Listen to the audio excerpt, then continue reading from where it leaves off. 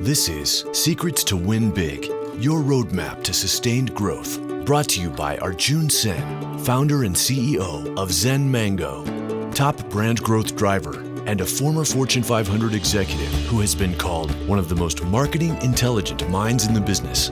Find him at zenmango.com. And now, here's your host, Arjun Sen. Welcome to Secrets to Win Big with Arjun Sen. Hi, this is Arjun. And in these conversations, I have the best seat in the house because I get to have incredible, awesome conversations with leaders from all walks of life from all over the world. And they talk about their big wins. The reason all walks of life is very important because for each one of us, our starting points are different, our destinations are different, and even our choice of paths are different. And that's the reason these nuggets from these leaders are fascinating. And winning big is something which is really cool because winning is fun, don't get me wrong. But winning big puts us, individuals and businesses, on the path to win big. Now, today, I am extra excited about having this incredible conversation with this fascinating person who puts franchises and businesses, tons of them, on the path to win big. And it's my pleasure and honor to welcome my VIP guest, Katrina Mitchell. Katrina Mitchell founded Franchisee Speakers in 2008 with a mission to help franchisors find the right speakers. As a successful franchisee herself, Katrina experienced firsthand both energizing and compelling events, and some that left her feeling disengaged and disheartened. Franchise Speakers was launched with a singular focus of helping franchisors find the perfect speakers to reignite, re-energize, educate, and inspire their franchisees. Being a natural connector, Katrina has been happily hunting down perfect matches for franchise speakers, many clients ever since. When not busy matchmaking, Katrina loves to ski, bike, paddleboard, and hike with franchise speakers CFO. CFO stands for Chief Fun Officer, Cecil Roy, a sweet, fun-loving Australian shepherd. Other passions include dancing, knitting, playing the harmonium, reading, and exercising on Zoom with her 85-year-old mom. Wow. A major, big shout out to you, ma'am. And we are really proud of your daughter, Katrina, who makes us look smart every day. Katrina, welcome to Secrets to Win Big. Thank you so much, Arjun. It's a pleasure to be here. So, Katrina, I just want to start at the very beginning. You know, we all know a lot of speakers bureaus. They all start in the business of being a speaker bureau. Then they try to find their niche. Then they change their niche and they change their niche again. You started totally the other way around. You were a franchisee. You felt the pain point. You started to add value to franchisees and then chose how to do it. What is the origin of your passion to wake up every morning to help franchisees around the world?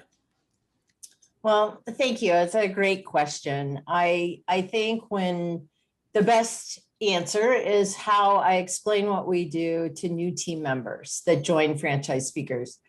And that is, we get to influence and help hundreds of thousands of business owners be more successful, whatever that means, whether it's a higher profitability or less stress or more time with families. There's lots and lots of definitions of success.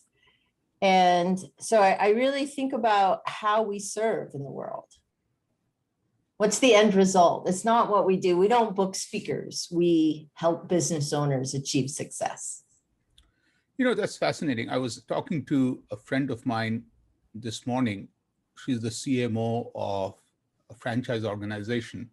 And when I asked her and talked to her about you, she was very excited because she said, I would love to have a franchisee help me recruit my next speakers. And then she explained to me that the right speaker levels up the entire organization forever. And I really was thinking that she and you must connect because she was talking about you and only you. This is really fascinating. So I want to go back to your days as a franchisee yourself. What did that part of the adventure teach you to put you on the path to add more value to franchisees? Great question.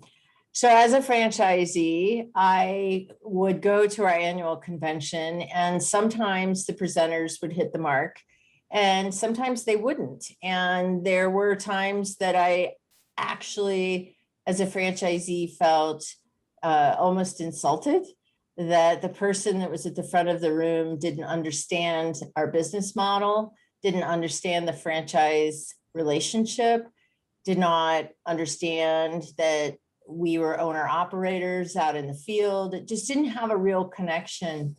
And so when it was time to sell my franchise and I was looking for something to do, I thought this is something that would be meaningful to other franchise owners. So I want to understand a little bit about the word owner operator. Many a time we truly do not see the big potential of what franchisees do, these micro entrepreneurs who are the backbone of this country. So when we talk to a franchisee in any capacity as a friend or as a partner, what should we understand and know or ask any franchisee? Well, I think there's different models. So we've got the franchise model, and then within franchising, there are different models. And so in the model that I was working in, we were really, to use your terminology, micro business owners. Because what we were licensed to present was intellectual property, we were not allowed to hire other people to work with us to do the training. I could have hired people to do administrative functions or marketing functions, but really the execution of the product, of the service, was only allowed by the actual franchisee in our model. So I'm not sure if that answered your question. No, it does. It does. Okay. Absolutely. And so, to me, as you're talking about the passion and understanding franchisees, it takes me back to Papa John's days when I was running marketing operations. And John had a very simple concept. And John is John Schnatter, the founder of Papa John's. He felt if franchises don't make money, Papa John's should not make money. Right. And that was so important. And that's the reason he made sure that he did not take money from different pockets of franchisees. Everything was at cost, and he only took royalty. And if you were a franchisee and you were not making the projected amount, John would call you and said, "So Katrina, why are you not making money? What can I do? Can I send you my marketing guy, an operations guy, and defer your payments for royalties so you can invest?" And that becomes really cool. So the question is, you wanted to help franchisees. You found a niche.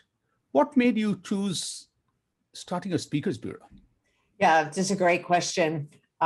There's a parable that I think many people are familiar with, Arjun, about a flood coming, and a guy was sent a canoe, and they said, "Get in the canoe, we'll save you." He said, no, God will save me. And he just kept escalating until ultimately a helicopter came, and they said, "Grab the rope." And he said, no, God will save me. And he drowned.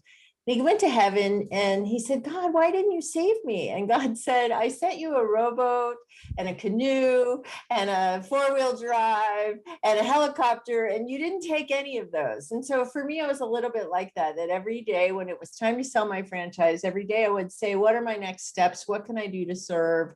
What's significant? And I would get random people calling me and asking me to represent them as a speaker. And I would say, no, I don't do that. Until one day, within or 1 3-day period, I had 4 people contact me randomly. And I thought, well, maybe I keep asking the question and I keep getting the answer, but I'm not paying attention. Maybe I should pay attention to this. So that's what influenced me to do it. And I had no experience in working as a speakers bureau. I am still learning to this day, 13 years later. speakers would help me, other agents would help me. Just, it's such a friendly community, both franchising and in the speaking world. And so I get a lot of support, and I continue to get a lot of support. Now, I want to take you back to a day in July 2016. And, you are being very humble, but I want to bring to the whole world something big you did that day. And I was just getting into the speaker world. And I sent an email to the Katrina Mitchell that I want to be in the speaking business. You, just like any other speakers bureau, could have done one of two things. You could have either ignored me, or you could have sent a polite robo email back by saying, yes, Arjun, if we need you, we'll call you back. But Katrina Mitchell didn't do either one. She sent me a long email showcasing what all I needed to do to be successful in the speaking business. You even went to the details of the importance of finding the right speaking coach. You even told me to do it seriously, what kind of coach to look for. And what I just feel that day, you could have got me a speaking gig. I would have made a few dollars, but you changed my life in a bigger way because you put me on the path to speak bigger and better. So I really wanted to bring this in front to show that, of course, I feel special. It's all about me, but I'm not. This is Katrina Mitchell doing this for every Arjun of the world. And I really feel for a budding speaker, getting that input from a seasonal North Star like you is truly appreciated. So I really want to take this opportunity for thanking you for doing this to me and everyone else. So you're so welcome. It's my absolute pleasure.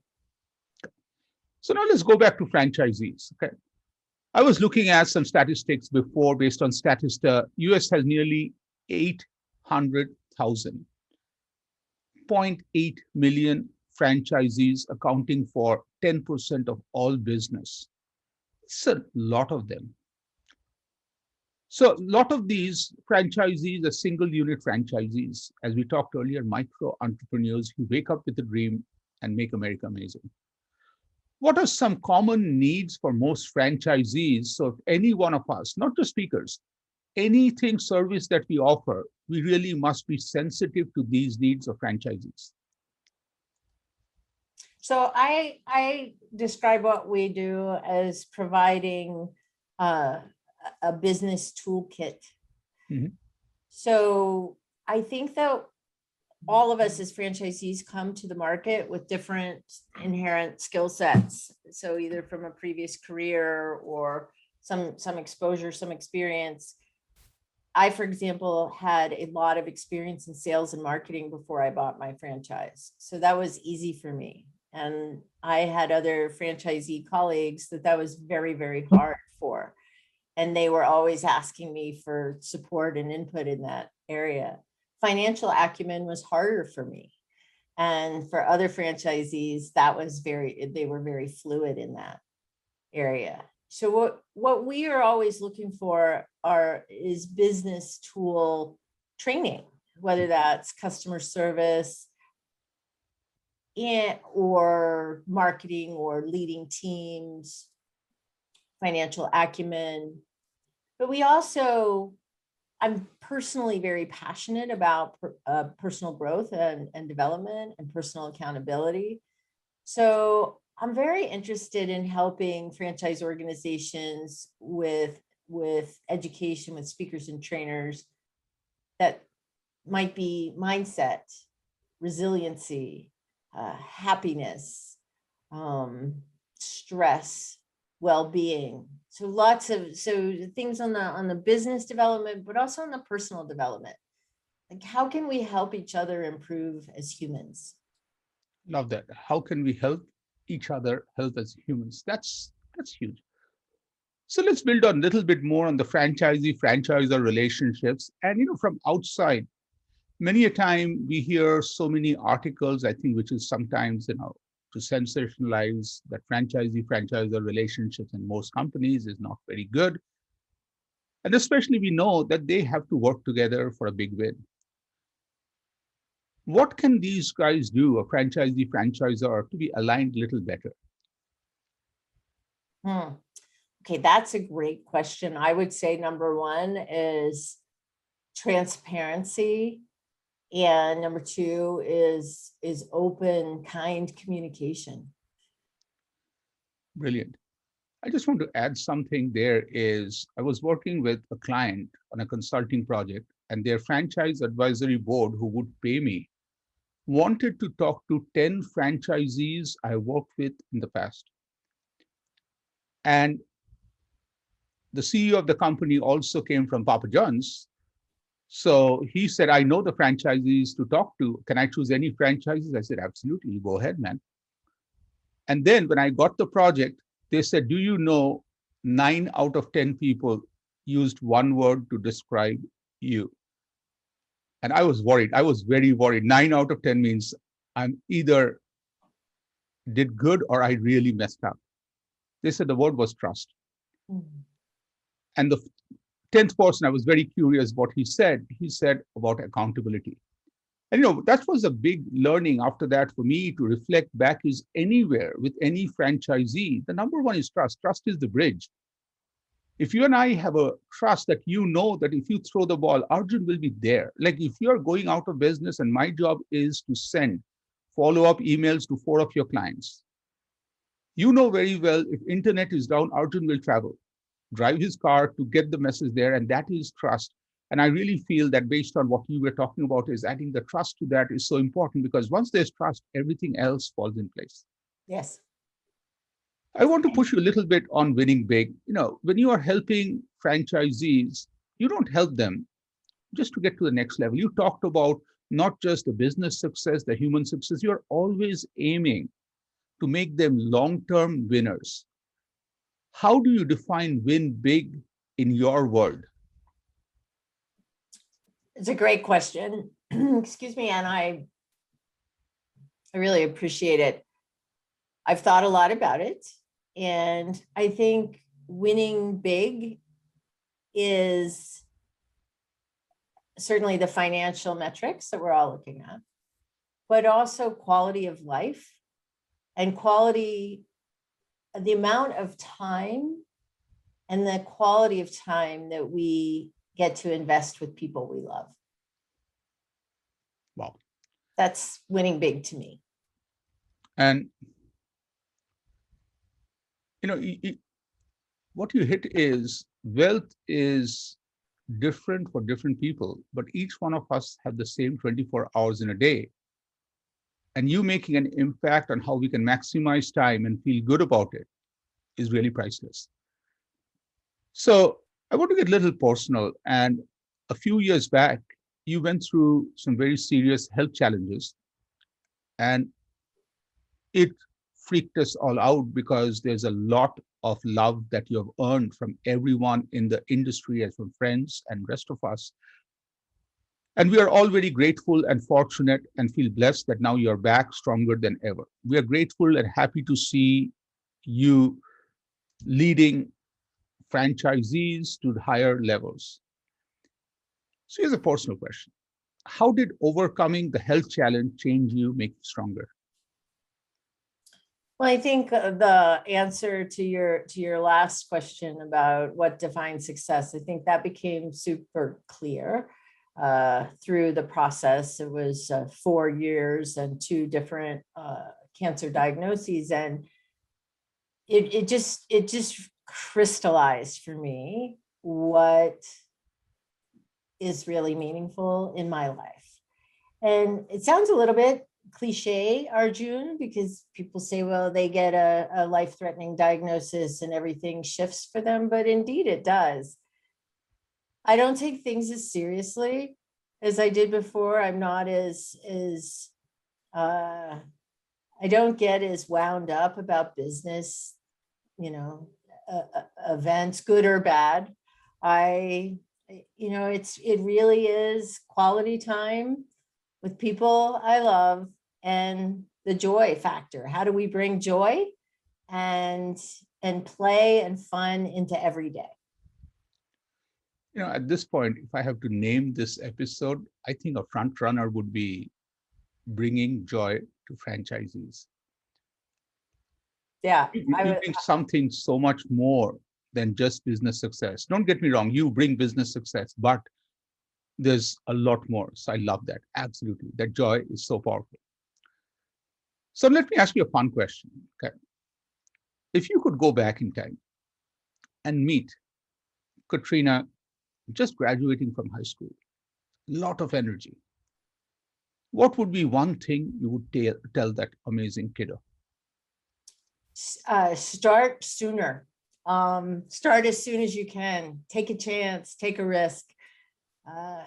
Create something when you have the youth and the endless energy and that drive. I started this business when I was in my mid 40s, and running a business, starting a business from scratch and being an entrepreneur is a challenge, and it requires a lot. I love to laugh and say, if you want the ultimate personal development course, start your own business, because everything that challenges you personally, whether it's procrastination or avoiding conflict or whatever it is that is holding you back personally, will be presented, and you will get to deal with it every day as an entrepreneur until you resolve and overcome and transform that behavior into something that's useful.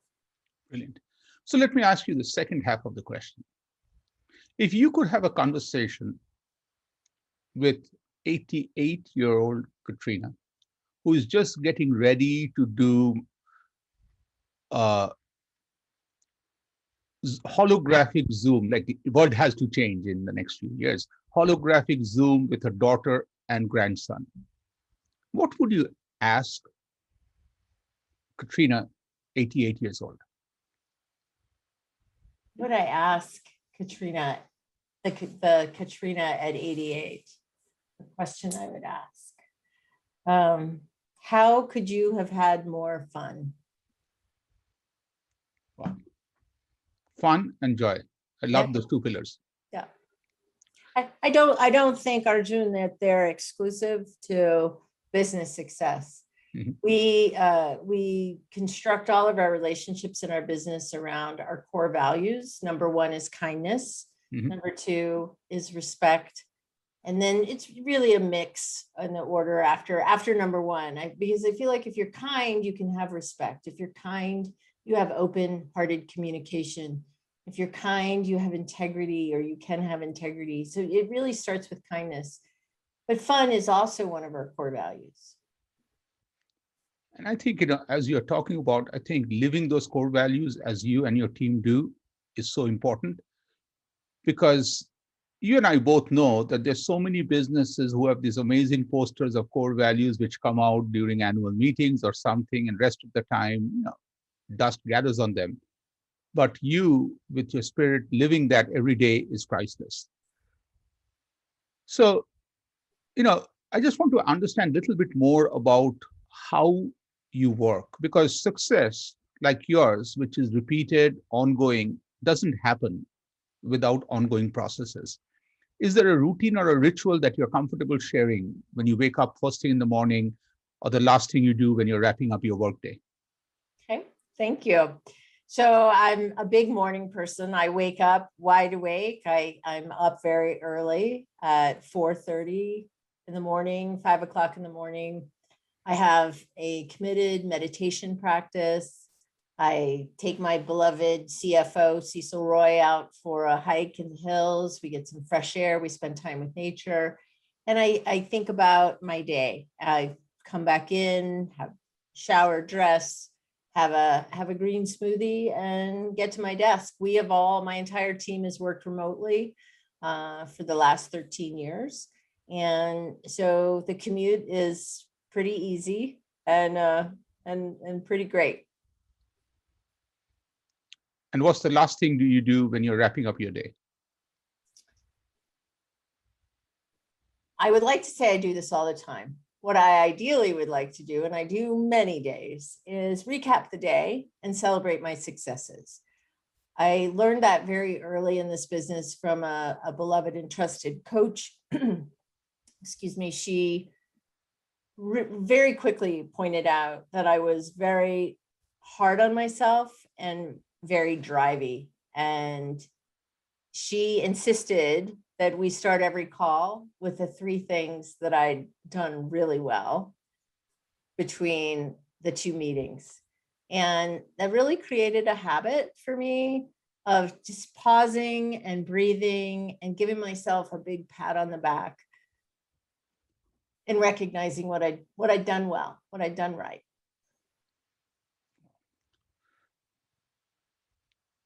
So this is a fascinating conversation. And we could talk for, of course, a few more hours. But if we have to wrap it right now, is there anything that I haven't talked about that you want to share with our audience?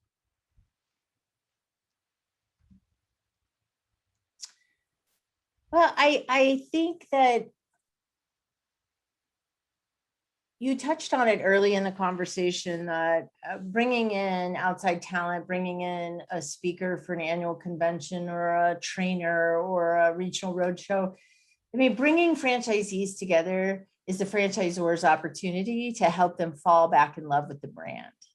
And so that experience should be a just engaging, informative, exciting, educational experience for those franchisees. And I am really blessed in that we get to work with franchise brands who always put their franchisees first because they're looking for excellent, knowledgeable experts to help their franchisees.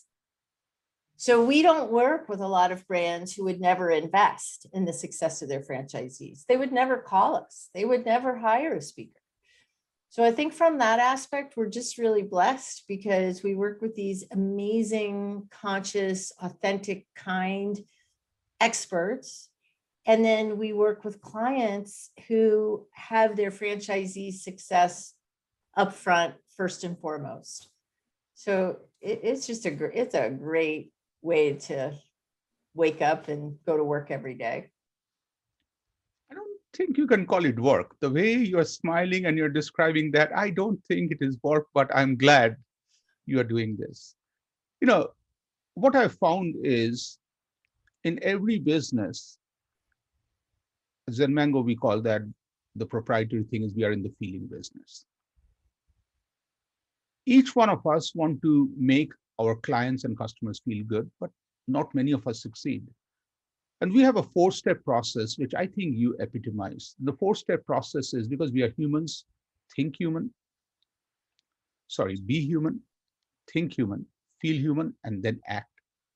In your case, you started as a franchisee. And as I described in your bio, you felt the good and you felt when somebody didn't connect, how disheartened a franchisee feels, like feeling the wow and feeling the downs made you understand the impact you could have made. Yeah. Second, this part is shamelessly pitching franchise speakers is in any business, finding somebody who has felt the pain by being in your shoes is important, but more important, somebody puts their vision and passion, franchisee speakers, in their name, which I think is very powerful because that shows commitment. It's like a tattoo on your forehead by saying, I care about franchisees and only franchisees. And those are 2 really cool branding insights I'm taking from this. Katrina, you are awesome. I wish you, your CFO, and your mom incredible life ahead. Lots of joy that you're bringing us comes to you. And again, thank you for an amazing conversation. Thank you so much for having me as a guest, Arjun. It's my absolute pleasure.